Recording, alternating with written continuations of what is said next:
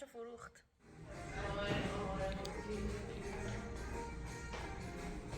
من قبلا گذاشته بودم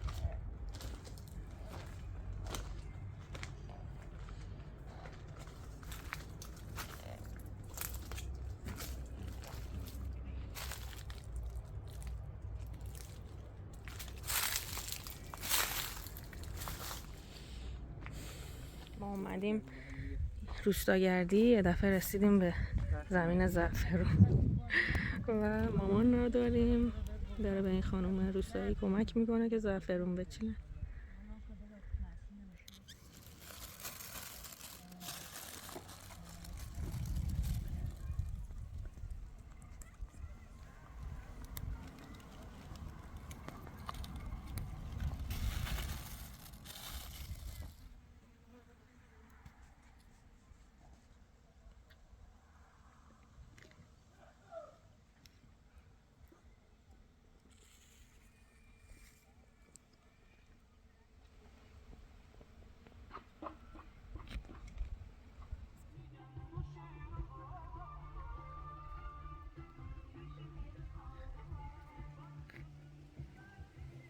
پس با من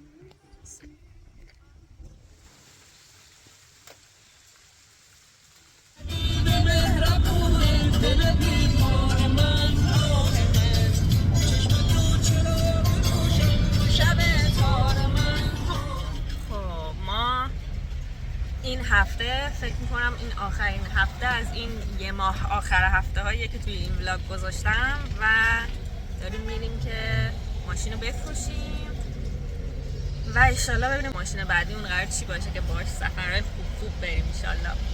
این ماشینم خیلی برام خاطر انگیز بود. باش رفتیم قش زندگی کردیم 7 ماه، برگشتیم سفر رفتیم باهاش و خیلی خاطرات خوبی توش داشتیم. امیدوارم که ماشین بعدی از این خیلی خیلی بهتر باشه همه چیش. الان داریم میریم که آخرین دور رو توی جنگل کبودبال باش بزنیم و بریم که دیگه ایشالله بره برای کارهای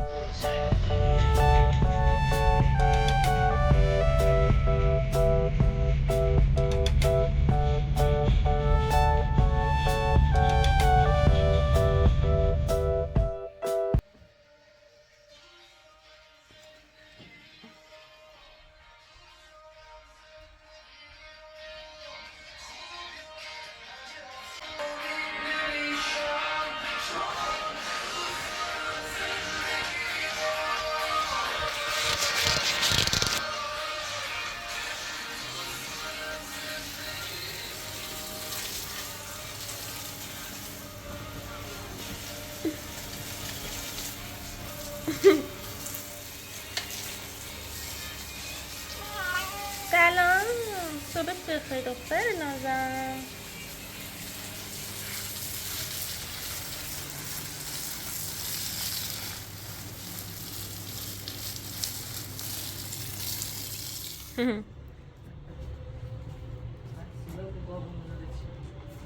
سلام، امروز 26 آبان سال 1404 و همین الان مامانم و داداشم رفتن که خونه جدید رو به امید خدا قولنامه کنن.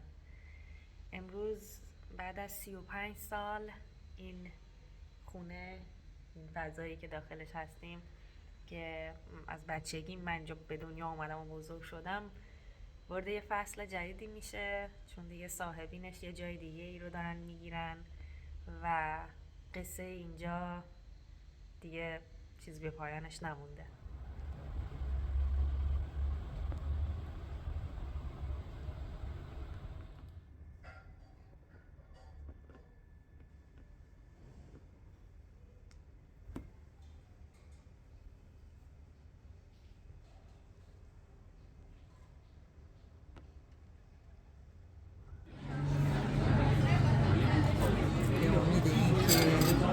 آها.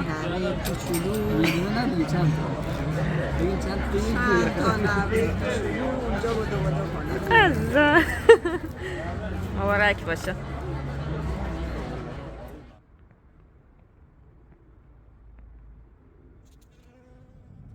درشون چیزی نیفتن اونجا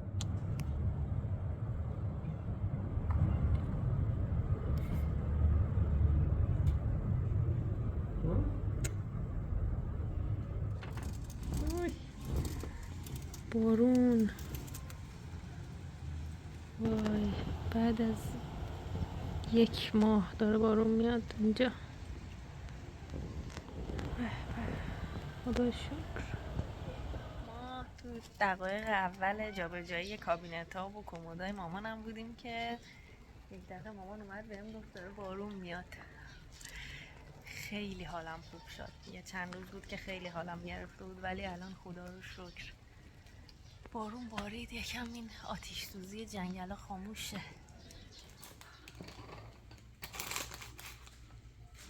این بعد چه سالیه؟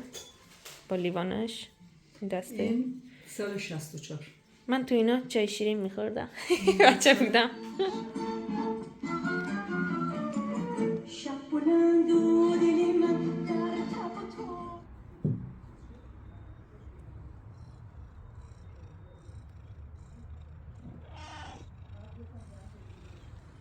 از خوبی های اسباب کشی اینه که میتونی بعد از ماه‌ها و سال‌ها یه سری چیزایی پیدا کنی که خیلی سال بوده اصلا دیگه نمیدیدیشون و تو چشت نبودن. مامانم کتابخونه خونه رو تمیز کرده و الان دیدم یه سری جزوه و مدارک و این چیزایی که من از دوران دانشگاهم از دوران مدرسه‌ام اینا داشتم و جمع کرده و برام گذاشته و خیلی باحاله دیگه. دوباره همه چی یه دور مرور میشه، همه چی هر چیزی که گذروندی از بچگیت تا حالا که میخوای دیگه جابجا بشی یه دور مرور میشه. الان اینو اصلا من یادم نمیاد این برای چی بوده من تو جزوه‌ام نگه داشتم. از تمام شعرها از دبیرستانم بوده یا دانشگاهم بوده ولی تمام جزوه‌ام من مرتب نگه داشتم. خب من الان اینا رو چیکار کنم؟